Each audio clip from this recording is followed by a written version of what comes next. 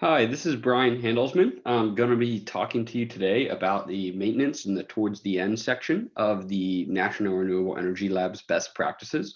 Um, the main thing to kind of start with here is performance ratio. So performance ratio has many names and multiple definitions. It's written as a PR, and but mainly what it is making sure that your system is performing to standards, and making sure it's an actual measurable number and percentage to look at to make sure that you're producing what you should. And so there are three main ones of PR. The first is PR1, which is the actual production of the system over the standard test conditions and normalized for insulation. So what that means is there are standard test conditions, which is like, nominal temperature and the standard temperature and air pressure and all that type of stuff. So PR1 is a nice little look at it, but it's not exact because you're not necessarily looking at the specifics photovoltaic sector of this. So PR2 is the actual production over the photovoltaic USA test conditions, or the PTC, normalized for insulation as well. That one is definitely a little bit of a better test in terms of making sure that the performance is doing all right. But finally, the best one of all is the PR3, which is the actual production over the PTC, normalized for insulation, ambient temperatures, age of system, and balance of efficiencies. So basically, these different PRs just get more and more detail oriented. Number one is good, just a quick little calculation, but when you want it done right, and when you want to make sure that, the system is done correctly, PR3 is going to be your best number to get the most accurate data here. So performance testing, basically you want to keep performing performance tests on a consistent basis in order to make sure that the system is producing as it should. The main thing here is that there are short-term and long-term performance tests. It kind of means exactly as it sounds, right? So short-term performance testing is done, you check on day by day or month by month. Long-term, you go years at a time and see kind of where the production's been. The main thing of short-term testing is that the ratio of measured average power over the predicted average power, which actually is what SunPower does in their normal day in the life. My company Moxie actually is a dealer for SunPower, so we've been working with them a lot, and we do think that their system, their monitoring software, is really, really intelligent. And one thing that's cool is, like, as you can see in this graph here, the predicted is going to be this red line, measured is this blue line, and the goal is to have them match up as much as humanly possible.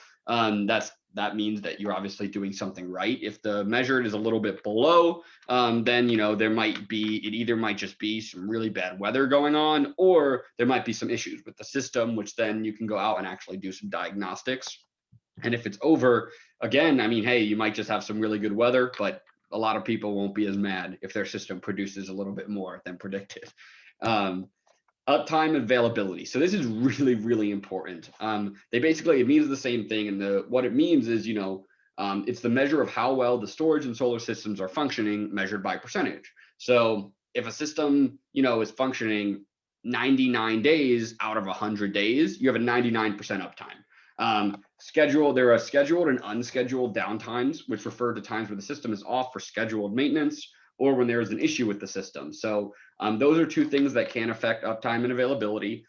Scheduled is obviously, if you have a ground mounted system and every year they do some diagnostics on it and they need to check some wiring and they turn it off, well, then that's part of their schedule. But then, if there's a panel down or if there's a circuit shortage or the inverter's not working properly, I mean, when I was in finishing up school, I worked for a utility solar company called Norenco, and one of their entire facilities, half of the panels were not working. So we went out, we diagnosed the inverter. The inverter needed to be restarted and turned on, but that's an exact example of unscheduled downtime, which could cause a significant drop in production if it is not addressed immediately.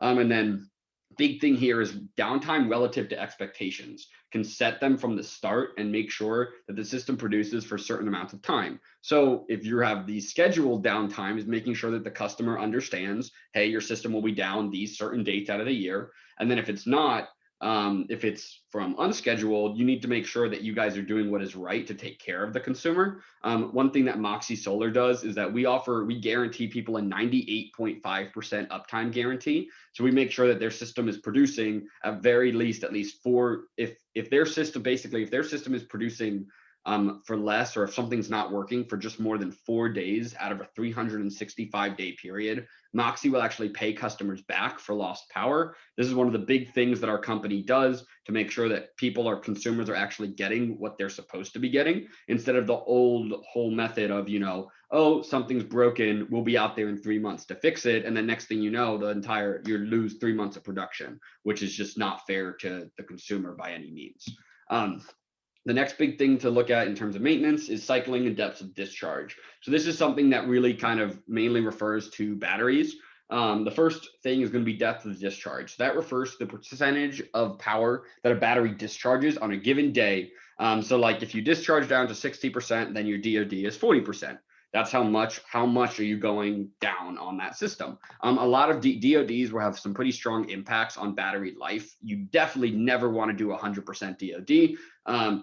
You also, it's kind of the same thing as like an iPhone, right? You never, like, you don't want to make it go down to 0, or you can also look at like a car. You don't want it to go down to 0 on your gas tank, because that will significantly degrade those items. So it's the same exact thing with a battery. But then on the other hand, you also don't want to leave the battery at fully charged all the time. So you want to make sure that thing is cycling. That will actually help with that uptime of the product. Battery cycling, and then battery cycling, which is the other item, is the process of discharging and recharging some batteries. So some batteries have limits to it, like, their warranty will be 10 years or 2 million cycles or 2,000 cycles or something like that.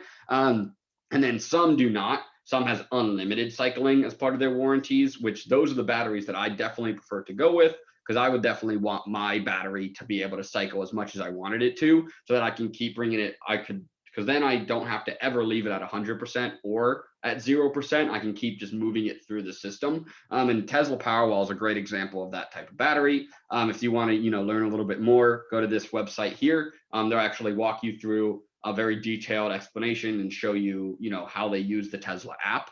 The Tesla app and everything, it's a really, really cool product to be touching. I won't go too much into it because I know we're not plugging Tesla here, but that's just the battery that I'm used to using on a daily basis. And what you'll be able to see on something like that is how much power is coming in from the solar, how much power you're using from the utility, and how much power is left in the battery, so you can keep a good eye on what your system is doing. Next thing in terms of maintenance is going to be an O&M checklist. So there's a very long checklist for PV and energy storage O&M, but we're just going to look at a few for now. First big one, and this is a big one across all boards: list of responsible parties and their information for contacting, making sure that if something breaks, you know who to call. If you have questions, you know who to call. Your project managers and your O&M teams, and everyone's on the same page is really important. And then obviously the as-built drawings and pictures of the system, and as much documentation as you can find. Every little permit, every document, every as-built drawing, the final out as-built, the exact thing that was built on the property, like that stuff is very important to keep a handle on. Also following manufacturer specifications to a T, that's obviously important. When you're reading the Tesla Powerwall installation guide, making sure that you do it exactly the right way so that the system works is obviously important. Include all operational pieces in the site plan and additional parts. So when you have parts on site, making sure that you know exactly what parts you have, and if there are parts that are small or they could go bad, making sure you always keep spare parts like on hand is really, really important, especially on larger systems.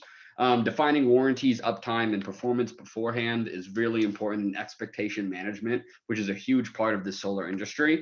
And then establishing monitoring software and a clear plan of what to do when something's wrong. So that's obviously, as we talked about in the last section, the O&M plan of, how do we handle, because most likely something's always going to go wrong.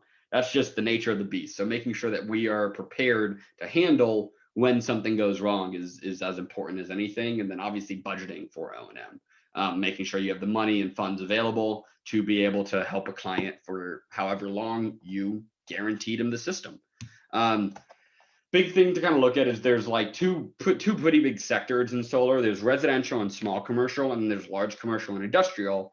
Residential and small commercial includes anything basically underneath 2 megawatts, while large and industrial is over 2 megawatts. So residential and small commercial, they include much more like itemized and automated monitoring systems with a much more hands-off approach. When you put up a system that is 20 panels on a roof, there's a lot less maintenance and a lot less work to do for a long time versus a system that has, 10,000 panels laid out across the landscape, like in this picture here.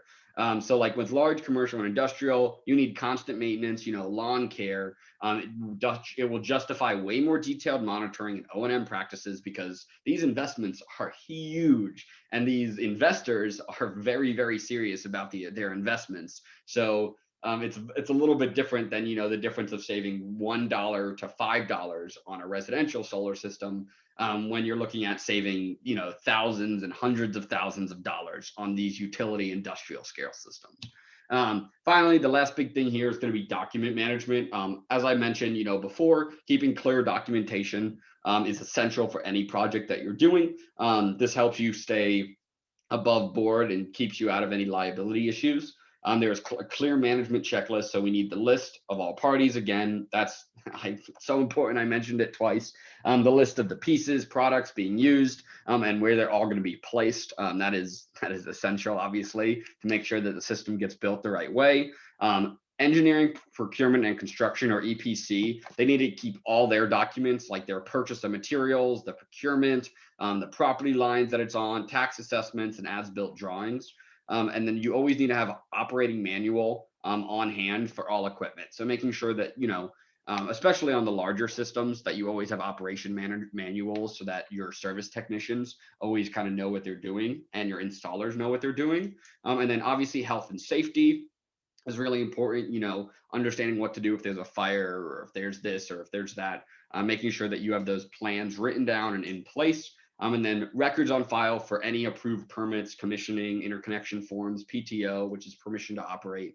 All that stuff is really important to make sure that you're doing everything the right way and following the laws to a T. And then finally, maintaining contracts with all necessary suppliers and subcontractors, basically so that, if you hire a subcontractor to do part of your work, knowing exactly the scope of what they're supposed to be doing and having that written down and signed is essential to make sure that there's no arguments and you don't miss anything out for the client's end of this work.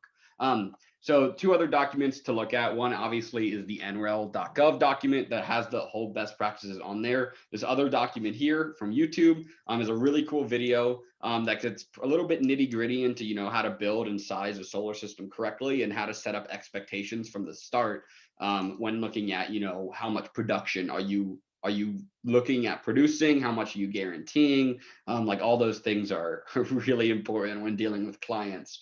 And the rest is my references. So I hope you guys really enjoyed the conversation. And again, great working with all. Bye.